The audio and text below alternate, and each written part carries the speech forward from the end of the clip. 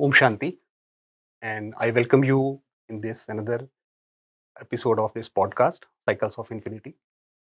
In episode one, we have seen the oneness and how does everything revolves around cycles.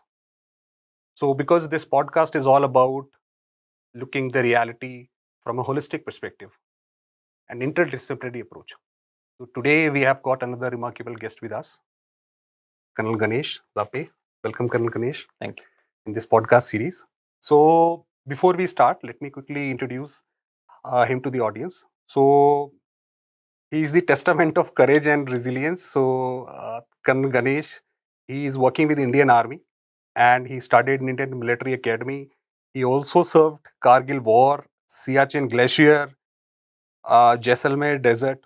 So, so Colonel Ganesh, you have basically served minus 30 degrees Celsius in Siachen and 45 degree in Jaisalmer desert. So tell us about the motivations and inspirations that has actually led you to join Indian Army. Okay. Good evening to all. Very good question, because anything a man do always have some reason behind it. So for me, I am a technical graduate. I have done my BTech from AIT, Army Institute of Technology, Pune, in mechanical engineering. And I was placed outside in Mahindra British Telecom in 1998-99 to serve in the Britain. However, coming to the question, what was the motivation? Motivation was my father, who was again a soldier, infantryman. He was from 8 Marathas. He served in 1971 war, and he Okay. was deployed in the same sector in Kargil operations. And the best thing was I just completed my engineering, and in 99 the war is in front of all of us, because the media was so much developed. So every day the TV is running in the home. Me and my dad both are sitting in the operations. I was placed outside, but seeing that battle, the real, you can say, the gene and something in the blood, that motivation, which dedication which my father had for the nation, same thing again, it got birth. And then I decided that corporate world is not for me. I will better take a choice of joining Indian Army. And that's the reason, the moment I got commissioned, I volunteered for the Operation Vijay. My regiment was during the Operation Kargil. And subsequently, I got posted from Kargil operations, where the regiment did the wonderful job of making the tracks in the mountainous terrains. And from there, I volunteered for the Siachen Glacier, the world's highest battlefield, where India is facing two enemies. On the west is Pakistan, and on the north is China. And we are deployed there since 1984, Operation Meghdut.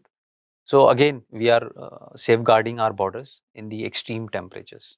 Oh, And as you said, that I was from minus 30 degrees. Regiment moved to the deserts, and fortunately or unfortunately for me, I was always a guy looking for an action. So there comes the another action in 2001. There was an attack on Parliament, mm-hmm. and again the whole India was ready to teach a lesson to Pakistan. Accordingly, Indian Army, Air Force, and whole defense forces are operationally ready. We were part of it, and my regiment was on the borders of Jaisalmer deserts, and as you said, it was plus 45 degrees. So temperature difference of almost 70-75 degrees. But that's what is army about, and that's what is my inspiration. So Colonel Ganesh, for us like civilians, plus 10 degrees is a winter for us, right? So you've been in there in minus 30 degree. So how does life feel over there? I mean, how do you survive? And how do you keep yourself going, especially during these terrains? That is what I wanted to. Okay, that is what is actually a difference between a civilian and a army person or a defense person. मुश्किल वक्त commando सख्त. More and more difficulties, the commando will become more and more mentally. It's all, Ankurji, it is all about the battle of mind. It's all about the psychology. Toughest situations, a Fauji, a soldier, will adopt himself as per the situation. Because at the back of his mind, it's in his blood that he is there for the nation. It's his responsibility. Come what may, he will give his best. So I see you are already charged. So okay. And this Jaisalmer desert plus 45-degree. I mean, how does life feel over there? I mean, Okay. So on a lighter part, I will just, as you said, I have got charged, but I will little bit make little this thing. In deserts, it was sand in all the holes, Bhaiji. Those were the situations in 45-degree plus temperature when there used to be sandstorms. All our tents and all, they used to just fly away. And in our food, in our stores, in our weapons, everything used to be sand. And we were there almost for an year, safeguarding our borders. We were all operationally ready. We were roaring to get inside the Pakistan, waiting for the instructions from the higher up. And those 10 months and 12 months when we were deployed, there was amazing, you can say, motivation, because we were all in that mode that yes, today or tomorrow we are going to get into the Pakistan, teach them a lesson that what they did in our parliament, they can't be escaping like that. So that was a motivation. I was a young lieutenant, and our job was to safeguard the borders. We laid the mines, and overnight, thousands of mines. What is the professional job of an engineer regiment? I was part of it. In fact, I was there for the laying, and my marriage got delayed because my commanding officer said, "You better remove each and every mine." So I remember I told my commanding officer, "Sir, I have to get leave for my marriage." He said, "I will walk into the minefield barefoot. That confidence I want, then only you will go for the marriage." So that is the motivation. so just for the audience, he has served Kargil War. He has also served for in Parakram and Meghdut operations, and he is also expert in clearing the landmines and planting them, and that's what we just discussed. So that is for the audience. Okay. So moving forward, now we will go further details into it. So, uh, Colonel Ganesh, you have seen war from the ground zero, right? Being onto the war front. What are the realities of war or lessons? Because as a civilian, we don't know, right? We just read in the newspapers. Probably we don't get to see the real picture because you've been there, you have done that. How different it is for a civilian to know the realities of war. Absolutely. See, it's a very, very heart-touching question. As a soldier, when you are fighting, there is only one thing in mind, that do or die, because nation first. And that's what is the philosophy of our Prime Minister also, nation first. And every Indian soldier, he will not look behind, because he is 100% sure that the nation is going to take care of his family, because he has given whole life to this nation. So notwithstanding that, there is an example of 2019 14 Feb Pulwama attack. So many of our boys were, you know, uh, they were shaheed, and then whole nation in 2019 Correct. got together. Those feelings, there was no boundary between a civilian and a soldier's family. Everybody in the India was get together that we must take care of our nation. We must teach them lesson, and accordingly, our Prime Minister also becoming a proactively and aggressively, he taught them by a surgical strike lesson. So that is the reality. Okay. Okay. So building onto that, we just talked about the courage that we need, right? Uh, So I have a difference of opinion here. See, the wars, and that is the question to you probably. The wars that we fight, at times we won, and there are at times it is different as well. Do you really think when we win a war, it is actually, has actually stopped? So I give you an example. So for example, you take about the World War I, World War II. So Hitler started World War II with the pretext that the aftermath of World War I was not in favor of Germany. So basically, one war leading to another. I mean, I can go through the entire series. 1947, we fought. Then 1962, 1971, we fought with Pak, and again 1999, you were part of Operations Vijay. 2001, again Parliament attack, and then 1984, Meghdoot still going on, and you are part of it. So, my question is, I mean, how do you put a stop to it? I hope nobody likes war. Of course, there is a collateral damage on both the sides. So, how do you actually win a war? What is your view on that?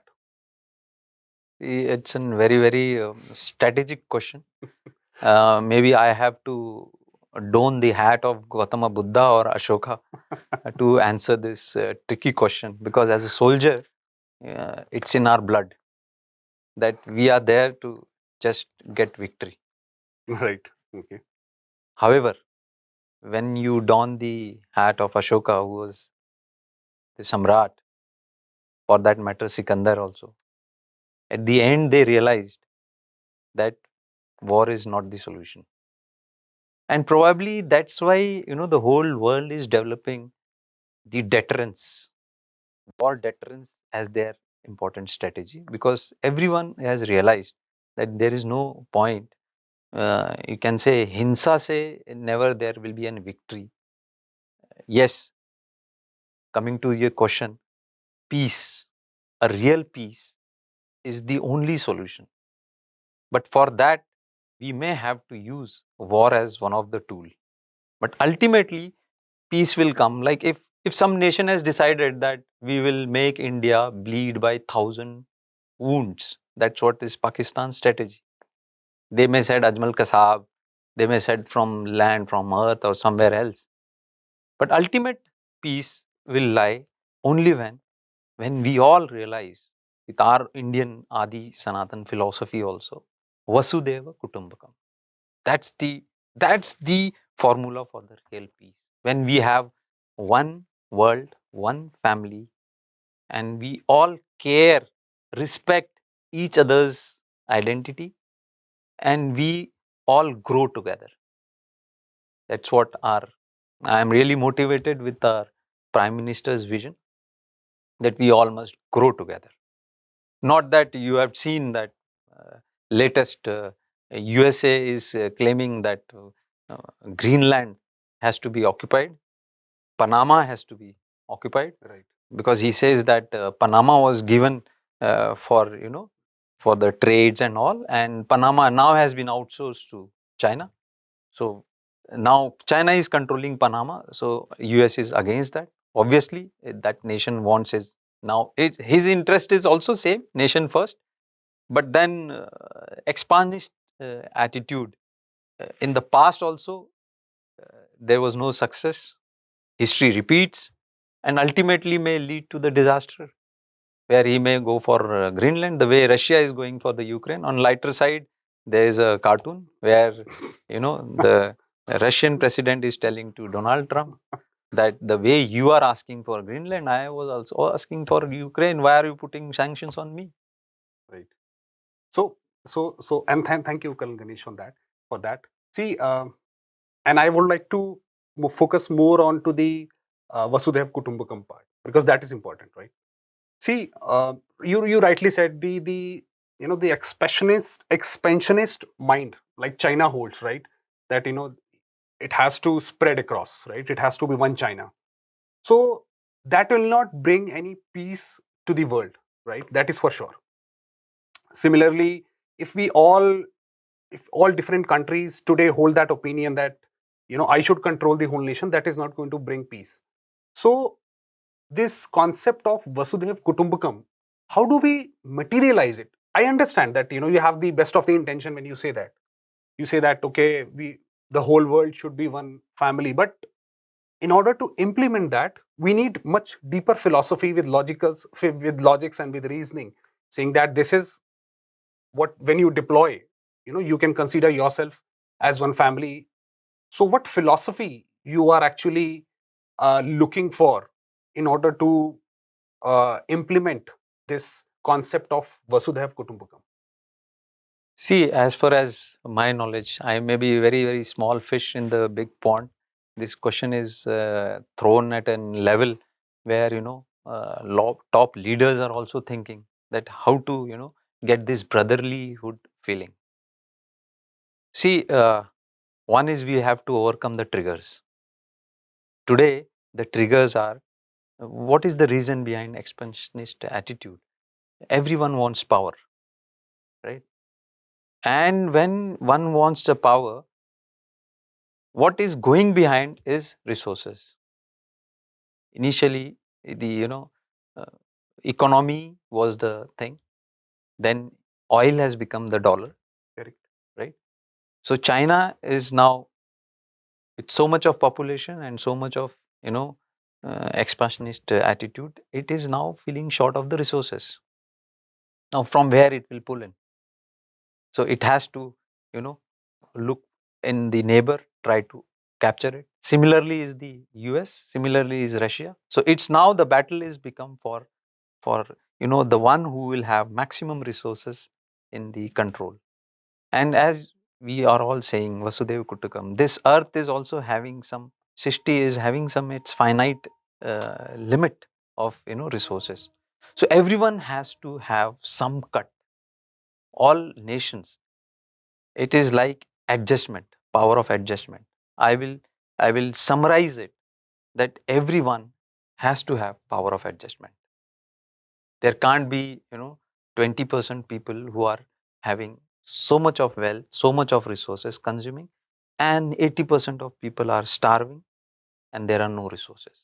That's where if my younger brother is having some issues, he is starving, and I am having a sort of a very good lifestyle, I have to see that, I have to build that mentality that I am India, so my neighboring countries, Sri Lanka, Bangladesh, Pakistan, Bhutan, Nepal, I must take care of their growth also. Then only that a younger brother is against that I will make him bleed by 1,000 wounds. But you see the narrative of India, how it has developed. Initially, we went for so much of war, but today our position with respect to Pakistan and the economical develop, we have become such a giant. Now we can, he is not.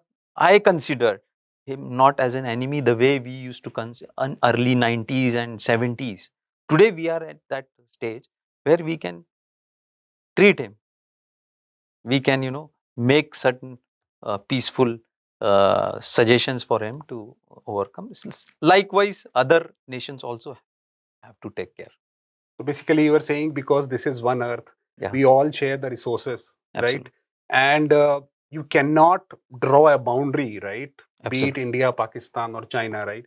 So because it is one Earth, one family. So until unless we learn to live as a family, we will not be able to grow as a society, Absolutely. right? That is the motive of the Vasudhaiv Kutumbakam. That at the end of it, probably it's one god and we all are children of one god, right? And that is where we have to see each other as probably brothers and sisters, and that's the way forward. Absolutely. You see, I'll just throw one example. What has happened yesterday, just 3 4 days back? There's an hellfire which is going on in the California, Los Angeles. Yeah, right. Okay, there you must be knowing the Hollywood's actor Tom Hanks. His house is totally into ashes. Likewise, someone who is poor, he's also things is into ashes. So, see, when nature comes to its drastic role, then there is no Tom Hank and there is no Ankur, there is no Colonel Ganesh. Everything will be taken care of. 130 miles per hour, the wind speed with the fire, whatever you flow, whatever number of helicopters, the most developed nation is not able to control. The fire started from 10 acres, it went to 300 acres and so much. So the power of nature is different. It's better for all of us to realize, understand, and act accordingly. So we started from expansionist behavior, and now we are saying from expansionist to probably we should accommodate everybody's needs into it, right? Absolutely. To cultivate a single family, and that's the agenda of Vasudhaiv Kutumbakam. Our respected Prime Minister Modi has also said, and you also referred the same. Yeah. If I understand it correctly, right? Absolutely. And because nature is one, you cannot say that one nation disturbing the nature and get remain at ease, right? So that cannot be the case. So hence the only way forward is the basically you stay as a family. Absolutely. Absolutely. We must, I'll just add into it. There is a hole in the ozone on the Australia, Right. right? Amazon forest, you have heard what has happened in the past. So much of it is called the lungs of the earth. Correct. So there was a fire. So if there is a fire in the lungs, do you feel India may be away from that? So do you feel there will be no, any change in Repercussions, the yeah. for the repercussions for the India? Definitely yes, there has to be. If there is something in California, the west part also, east part also will get affected. So see, air doesn't have any boundaries, Correct. nor the sun has any boundaries, nor all the five, tattvas. Nothing has boundary, right? It is giving, giving, giving. We have to stop somewhere and realize that where we are heading. Very, very nice perspective, Colonel Ganesh, and thank you so much. So I think the in nutshell, if I conclude this overall discussion, so the way forward is not the war that we are saying, is probably imbibing that peaceful attitude and accommodating other nations, and like you said, giving everybody share as a part of the family. Absolutely. Vasudhaiv Kutumbakam. That is the way forward. Absolutely. Okay. I totally agree with you. See, a father in a family, unless until he is having that kind of, image, impression, power, the children will also not listen. So that's why a whole nation, they are having their own defense and other strategies in place. They have their own nuclear weapons and all. But that should be only for deterrence. Ultimate aim should be first is the diplomacy and try to find solution from there. Not the way what is happening in Gaza, Israel, what is happening in Ukraine, Russia, I don't know what is going to happen with the Greenland. God knows. Thank you. Yeah, thank you so much, Colonel Ganesh. So with this, would like to conclude this session. Thank you so much.